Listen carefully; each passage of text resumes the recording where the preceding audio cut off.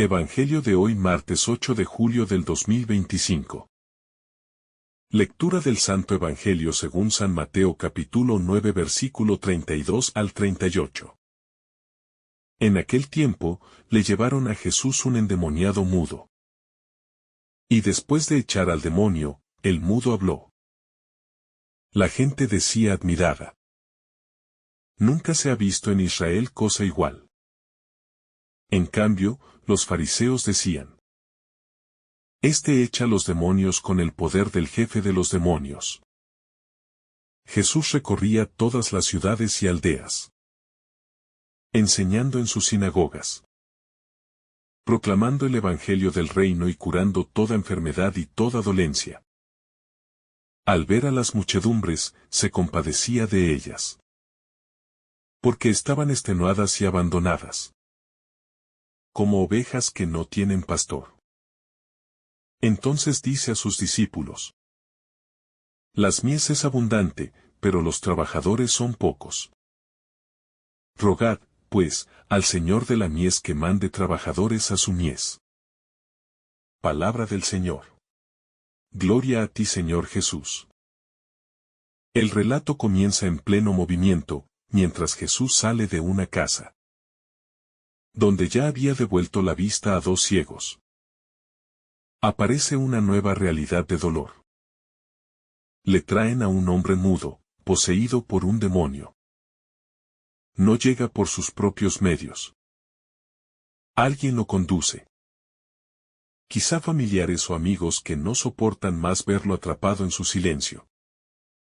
La escena se carga, de golpe, con tres dramas: la invalidez del habla, la opresión espiritual y la dependencia de terceros. Este triple nudo concentra el clamor de tantas vidas que permanecen sin voz, sometidas a fuerzas invisibles e incapaces de acercarse por sí mismas al Salvador. La escritura de Mateo es sobria. Basta con una línea para describir la imposibilidad de comunicar. Sin embargo, el diagnóstico mudo/diagonal endemoniado no radica solo en la garganta. Es toda la existencia la que queda atrapada en un mutismo existencial. Quien no puede articular palabra tampoco puede nombrar su deseo. Rogar misericordia, construir relaciones. El silencio demoníaco va más allá de la discapacidad. Es la negación del diálogo, la amputación del vínculo humano y divino. Jesús, dice Mateo, expulsó al demonio y el mudo habló. No refiere gestos, no consigna palabras de exorcismo. El evangelista no pretende recrear el procedimiento, sino subrayar la autoridad. El Verbo eterno, el Logos que todo lo articula ordena, y la lengua se desata. El contraste es poderoso. El que era mudo ahora se convierte en testigo sonoro. La opresión espiritual se resquebraja junto con la barrera comunicativa. La misión de Jesús, por tanto, queda definida como restauración de la palabra. Los oprimidos recuperan voz, los callados se vuelven mensajeros. La reacción popular revela un sentimiento colectivo de asombro. Jamás se vio cosa igual en Israel. El pueblo constata que la historia sagrada de Abraham a los profetas no había mostrado un despliegue tan directo de poder liberador. La frase es confesión implícita. Ha llegado alguien que supera las categorías conocidas. Alguien que reescribe el horizonte de lo posible. Es un canto de pasmo, preludio al reconocimiento mesiánico. 5. Pero Mateo no deja que el lector se quede en la euforia. Introduce, de inmediato, la disonancia farisea. Ellos no niegan el milagro, sería imposible, sino que le adjudican un origen siniestro. Por el príncipe de los demonios expulsa demonios. Nos hallamos ante la lógica del opositor. Cuando los hechos resultan irrefutables, se ataca la fuente. Así nace la calumnia más peligrosa. llamar malo a lo bueno, demonizar lo divino. La dureza de corazón no necesita pruebas. Basta con sospechar para dinamitar la credibilidad. El contraste, entonces, se agudiza. La muchedumbre se abre al pasmo. La élite religiosa se encierra en la difamación. Mateo, hábil narrador, deja en suspenso el juicio sobre los fariseos, para concentrar la mirada en Jesús que, lejos de detenerse en polémicas, recorría todas las ciudades y aldeas. El Evangelio no se atora en el fango de la calumnia. El Señor responde con más misión, más cercanía, más obra salvadora. Ese itinerario abarcador, ciudades y aldeas, desmonta otro prejuicio. La buena noticia no prioriza los centros de poder ni los lugares cultos. Penetra en lo urbano y en el rincón despoblado con idéntica tenacidad. En cada enclave, la tarea es triple: enseñar, proclamar, curar. Jesús enseña forma la mente, proclama mueve el corazón y cura restaura el cuerpo. El reino no admite compartimentos. Es integración pedagógica, querigmática y terapéutica. 8. Mateo recalca que curaba toda enfermedad y toda dolencia. El adjetivo toda disuelve la idea de dolencias fuera de alcance. Desde el leproso hasta el paralítico, del ciego al mudo. Todo encuentra en Jesús respuesta. El lector queda invitado a creer que no existe ninguna herida, física o moral, que la misericordia no pueda tocar. Es el sello católico universal de la salvación. Pero la clave pastoral del pasaje se condensa en una mirada. Al ver las muchedumbres, se compadeció de ellas. La compasión es plachisomai. Es un temblor de entrañas, no un sentimiento estético. Se trata de la pasión maternal de Dios, que observa la intemperie humana y no se resigna. Jesús no evalúa números de seguidores ni cifras de milagros. Lee el cansancio, la dispersión, el extravío. Esa mirada penetrante denuncia la superficialidad de nuestras estadísticas eclesiales, cuando olvidan el sufrimiento concreto. El evangelista coloca dos términos incisivos. Fatigadas esquilmenoi. Literalmente, desolladas, y abatidas errimenoi, tiradas. La imagen es brutal: ovejas maltratadas, heridas, arrojadas al margen. Jesús identifica tanto la opresión externa desolladas, como la desesperanza interna abatidas. Las cáscaras de injusticia y la convicción interior de inutilidad.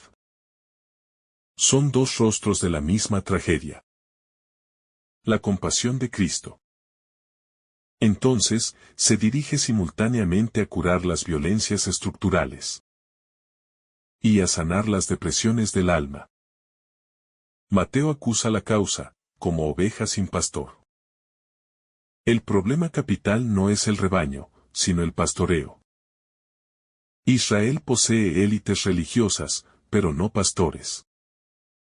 El contraste remite a Ezequiel. Dirigentes que engordan a costa de la grey. Jesús, en contraposición, se perfila como el pastor mesiánico que dará la vida por las ovejas. La compasión es el signo identitario de su liderazgo. Y aquí llega la enseñanza decisiva. La mies es mucha, los obreros pocos. Después de describir el abandono, Jesús desvela el déficit. Faltan brazos. No denuncia la dureza del campo, sino la escasez de cosechadores. Así, responsabiliza a la comunidad y no al mundo. Es fácil culpar al secularismo. Más difícil es admitir que la Iglesia no ha generado suficientes servidores. Con las entrañas del Maestro.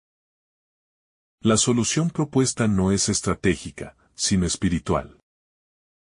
Rueguen al dueño de la mies que envíe obreros a su mies. Jesús coloca la primera acción en la plegaria.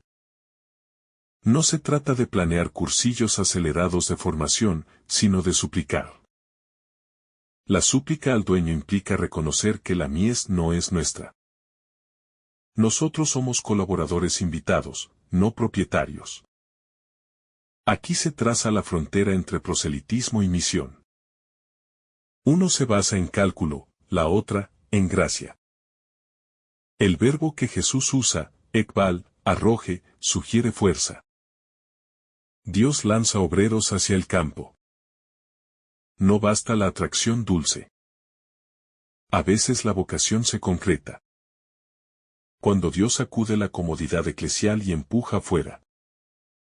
De ahí tantos testimonios de misioneros que reconocen haber sido forzados internamente a dejar su zona de confort para abrazar territorios inhóspitos. La pedagogía de la oración vocacional es doble. Quien reza se dispone a ser la primera respuesta. La súplica ajusta la mirada a la mies y desata procesos de conversión.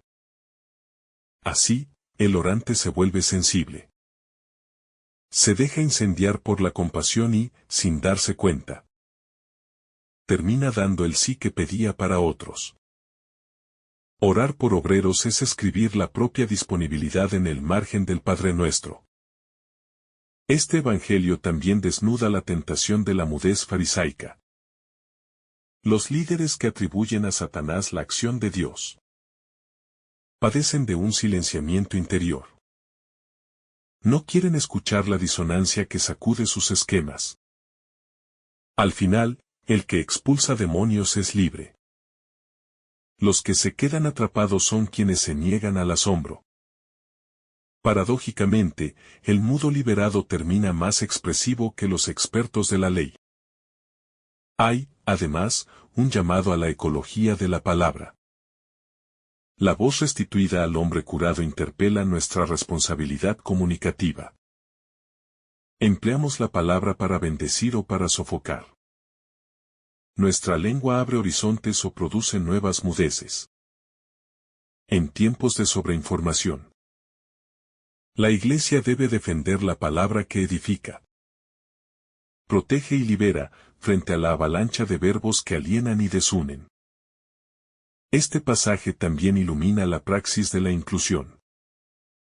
El mudo endemoniado es emblema de los que no encajan en las liturgias oficiales. Quien no habla, quien no lee, quien no se adapta al formato canónico queda fuera. Jesús rompe este circuito, acoge, libera, integra.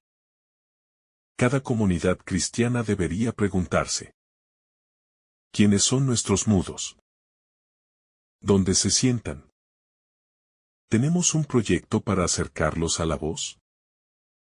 Otro matiz pedagógico: Jesús no hace de la calumnia un campo de debate. No se enreda en demostrar a los fariseos su origen divino. Prefiere seguir curando y enseñando. El discípulo contemporáneo, tentado de responder a cada crítica en redes sociales, aprende aquí la estrategia del reino. La verdad se defiende engendrando vida, no multiplicando discusiones estériles. 20. Por último, Mateo cierra la escena sin resolver el conflicto con los fariseos. Deja la tensión flotando, invitando al lector a posicionarse. El texto es espejo. ¿Te maravillas con la multitud o sospechas con los fariseos? La respuesta no es teórica. Se manifiesta en la capacidad de compadecerse, de interceder, de ofrecer. La propia vida como obrero en la mies siempre abundante. Del dueño que todavía recorre. Con paciencia, ciudades y aldeas en busca de voces sofocadas que claman. Quizá en silencio, por su liberación. Si esta reflexión te ha gustado, recuerda dar like, dejarnos tu intención en los comentarios y activar la campana de notificaciones. para que todos los días recibas estos mensajes. Te saluda tu hermano Francis deseándote un día lleno de bendiciones.